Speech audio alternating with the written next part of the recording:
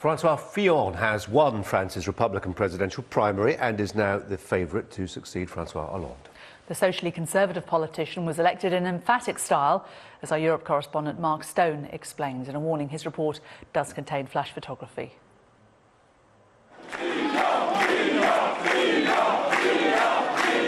Just a few weeks ago, he'd been written off as Mr. Nobody.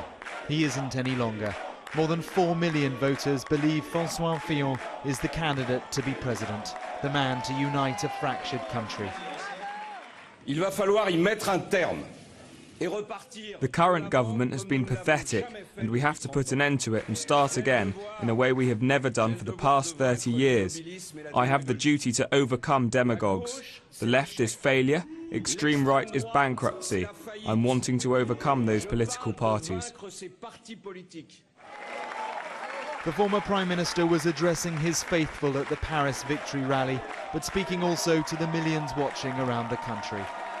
And so the supporters here believe they are looking at the next French president, but the fight and the election campaign to come will be brutal. Here and across France, voters know that their choice for leader is now this man, a Thatcher-admiring reformist well to the right of centre, or the alternative to the far right, the Front National's Marine Le Pen. Can he beat Marine Le Pen? I hope, but it will be very difficult with all the things that happen in France, all the terrorism attack, all the problem of identity. This is we have to be strong. Francois Fillon has substance. His program is serious, is credible. And I'm sorry for Marine Le Pen if she looks at this, but her program is not credible. France, I'm afraid, is in a very bad shape in all aspects. So he has worked out a project for the last 3 years, and he wants France to stand up again, and that's why I support him. How are you feeling? If he does go all the way, France's First Lady would be Welsh. Madame Fillon is originally from Abergavenny. One word for Sky News, how are you feeling? I'm very satisfied by this very good result, and we're now at the hard work begins. And your husband will make a good president? If he gets there. From the victory party, his supporters watched a gracious concession by runner-up, another former Prime Minister and more moderate candidate Alain Juppé.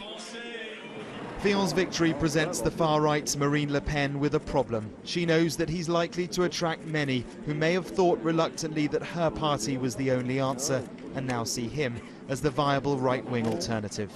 Fillon was Prime Minister between 2007 and 2012. Through the financial crash, and so he has experience but baggage too. He's a Catholic, a conservative, but not a populist. That's clear from his promise to deliver a radical shock for France, sweeping public sector reform and cuts to public services. That'll make him hard for many to vote for, but they may need to if they want to block the far right from government. The victor and the loser shook hands late last night. Alain Juppé is now out. The Republicans have chosen their man. Mark Stone, Sky News in Paris. Let's turn to Dr. Francoise Boucek, who's a political scientist and French academic at Queen Mary University of London, joins us now, as you see. Doctor, welcome to you. Our Europe correspondent in his report there making the point that Fillon has really come from not quite nowhere, but certainly third place to secure this nomination. Alain Juppé, Nicolas Sarkozy were both seen as more experienced, perhaps, and more likely to be a serious contender. How's Fillon brought this off? Well, he was the underdog, and but during the last 3 weeks of the campaign, his popularity was gaining ground quite a lot. He managed to defeat the former president as well as the most popular politician in France, Alain Juppé, and achieved a very outstanding win yesterday, gaining 68% of the vote. 3 million voters of the Republican Party supported him. Not only that, but he also won a majority of votes in 92% of constituency. A clear winner to really defeat a Marine Le Pen next year in the runoff of the presidential election, if it comes to that. And Doctor, what is the secret of his appeal to those people within his party? I mean, he's been talked of as being a Thatcherite who wants to seriously curb the power of the state, perhaps sack 500,000 public sector employees with all the strife and strikes that would likely entail. What is it about him that what's the message that's winning home with people? Well, he understands what needs to be done, and he understands the problem of the French economy. And he's not an ideologue, he's more of a pragmatist. Having been Prime Minister for 5 years, what he proposes to do, yes, is to cut the size of the public sector, which is in France the second highest in Europe. It takes 57% of spending is in the public sector. But he also wants to liberalize the employment market and introduce some deregulation or remove some of the rigidities in order for employers to invest and create jobs, because that is the key problem in the French economy, is the unemployment rate. It's been around 10% for there is a structural unemployment rate of about 10% for many, many years, but among the young, it's extremely high, and this is one group that he wants to, he has targeted as to present his solutions.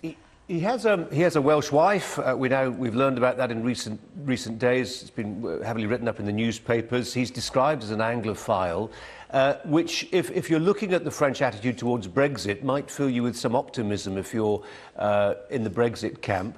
What do you think his attitude to Brexit will be? Well, actually, the day after Brexit, he made a speech to the French Parliament to say that he wished to set up with his EU counterpart, he wished to see a Eurozone government, but he added that wouldn't be drawing on the European Commission or the European Parliament. It would be made up of representatives of the national parliaments and national governments. In other words, he would be seeking to draw sovereignty, to bring sovereignty back towards the national government, and this would be strictly within the Council of the European Union, which of course represents the member states. Francoise, very briefly, does Fillon having this candidature make it more or less likely that ultimately the President of the Fifth Republic will be Marine Le Pen? Well, I think he's in a good position to be facing her, and he has appealed to a lot of the values that some part of the electorate have positioned that appeal to, that the FN has appealed to.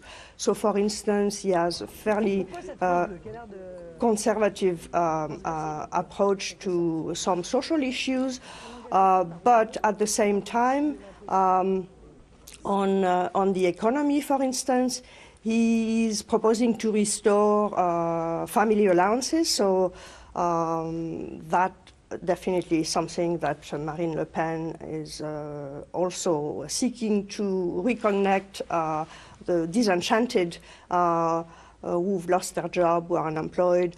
And so this is another area that he is really addressing, is the unemployment, liberalizing employment laws in France to enable then more growth and that. So he is appealing to some of the values of the petite bourgeoisie and the lower middle class, especially in rural France, who hold some Catholic values.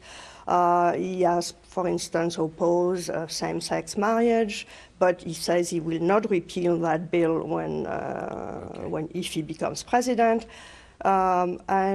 But he also has strong views about putting controls on immigration and regaining control of immigration.